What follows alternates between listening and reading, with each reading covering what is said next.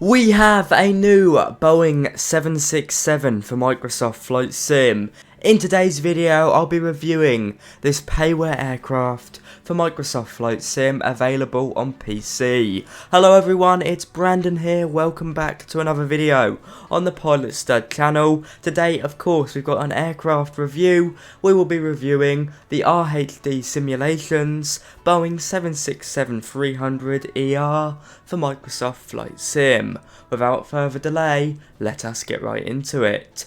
Okay, so some background about the Boeing 767. Of course, it's a twin-engine, wide-body aircraft, which was the first Boeing airliner to be ETOPS certified, which meant it could fly across the Atlantic without, of course, having 4 engines. Before that, all transatlantic aircraft were either tri-jets or had 4 engines. So you'd think it would be great to see it in Microsoft Flight Sim, especially seeing as it's €30, you'd expect a high level of quality. Well, I hate to be the bearer of bad news, this is not too good and therefore I cannot recommend it. Of course, I'll be sharing my thoughts at the end of the video, but right now we're going to split it up into talking points. I'll showcase it on the screen and talk through the Boeing 767 for Microsoft Flight Sim.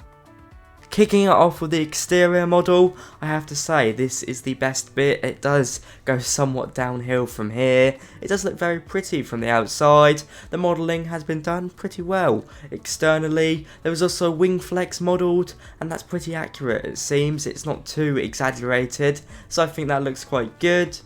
All control surfaces move smoothly, as does the landing gear, and some doors can be opened. The aircraft has 4K or 8K PBR textures across the whole plane, or so the developer claims. Of course, I can't exactly verify that, except for the fact it does look pretty good. And there is a selection of liveries included. We've got 13 of them, from the developer's own livery to one of my favourite liveries, the old American Airlines one, to Condor to TUI, so a nice selection there. A good start, but as I said, it does go downhill from here, so let's hop inside the cockpit and talk about the interior of this aircraft.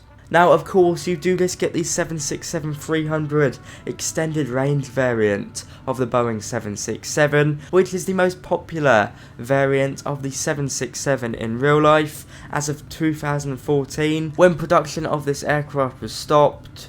583 of these aircraft were delivered, an incredibly impressive number when you consider that there was only 1,271 deliveries of the 767 as a whole, extending from the first 767-200 all the way to the 767-400ER, which of course is the biggest version of the 767. So this was a very popular aircraft, and in fact remains in our skies frequently today, so it's quite a common one there. And therefore it's probably the best 767 variant to release for Microsoft Flight Sim, but speaking about the cockpit, it is subpar, it's mediocre, it looks visually nice, and I have to say, lighting is also pretty good, but as soon as you get close to some of the switches and some parts of the cockpit, you'll notice it is rather low resolution and doesn't look too good.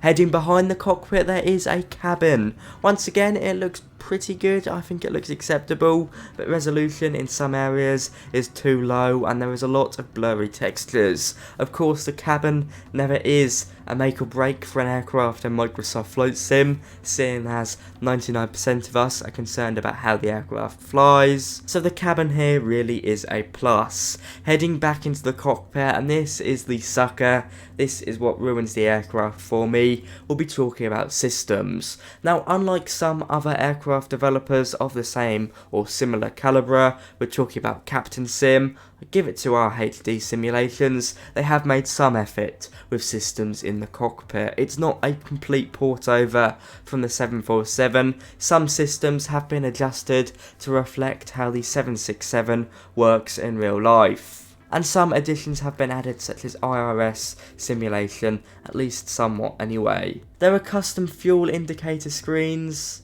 and some nice animations throughout the cockpit, such as being able to open the window. But aside from that, it is pretty terrible in the cockpit. Most of the cockpit, once you've gone past the basic functions, are inoperative. And that is always a terrible shame. It means if you want to fly this aircraft for somewhat realistic operations, it's just not going to happen. This aircraft is really limited, and because it does use some of the 747 components in terms of the systems, once you get past how it looks like a 767, you'll realise that it is in some ways just a reskinned 747. I'll give the example of the FMC. When you're setting up your takeoff V speeds, you won't be able to select flaps 15 or flaps 25. The 767, at least this variant, has 15 degrees of flaps, and yet you cannot set it in the FMC. That is because it goes off the default 747. Also with autopilot, LNAV and VNAV goes off Microsoft Flight Sim's basic functionality, leaving a lot to be desired. And to be honest, you can get away with flying from A to B, but nothing much more than that. I would say you could probably just about get away with using it on VATSIM, although as soon as you start having tricky approaches into airports, you may encounter some issues there. So systems aren't great, you're probably getting a 3 out of 10. The developer has put more effort in than Captain Sim would, but aside from that it's still not great, and when you consider this comes in at a price of €30, it is damn right unacceptable. It's a crying shame. Now let's brush up on some other features. Performance and flight model. Performance is pretty good, it's relatively stable, nothing is terrible here. Probably because it's a very basic airliner. And in terms of flight model, well, I also believe this goes off the 747 as well. It feels unrealistic.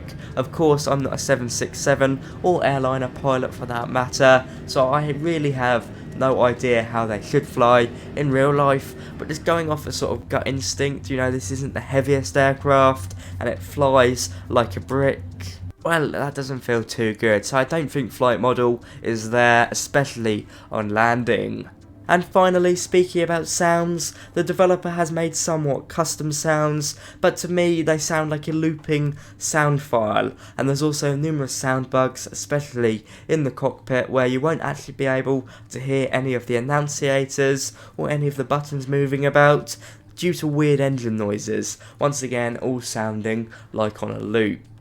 It's not good, and therefore I cannot recommend it. The developer has definitely put more effort in than Captain Sim, and I do understand this is his first major project, that when you're charging €30, which is around 26 UK pounds, to the consumer market, well, that is not good, that is unacceptable, and I cannot recommend it to you guys. If you like flying the 767, it's probably a better option than the Captain Sim one, but that's not saying much. That is a very low bar that has been set. Externally, it looks pretty good. The cockpit admittedly looks acceptable from afar, but once you go behind the glass screens, you're going to be very disappointed. Terrible value in my opinion. I wish the developer good luck. I hope as time goes on, they can improve this aircraft and bring it up to Microsoft Flight Sim standards. I do somewhat have some sympathy for him, seeing as this is his first major release. But at the end of the day, if you're charging €30 for a product